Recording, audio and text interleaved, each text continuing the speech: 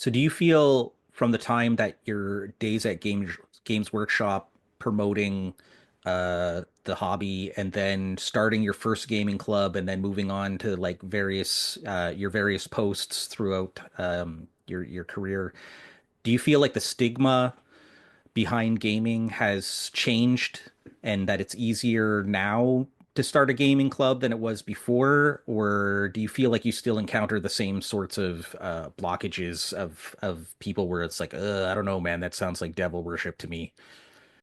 Yeah, I mean, there's less stigma now. I mean, people think it's geeky and like, but it's kind of geeky and a bit cute now.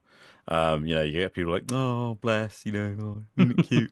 Um, it's sort of sometimes you can tell people don't know how seriously to take you when you start talking about, what you do. But yeah, the kids themselves are very, the ones that are curious and interested come. And again, it's really interesting. What I've noticed is, that you attract the students who I feel like most need what role-playing game hobby actually offers, which is really development of social skills. We attract the neurodivergent in hordes, and also those people who don't feel like they fit into the general community of the school so well.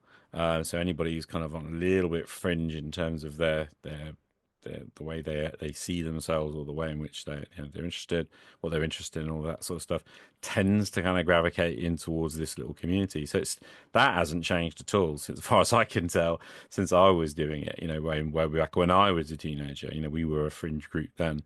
It's just that people are perhaps a little bit more tolerant of the fringes now. Like at least leave us alone.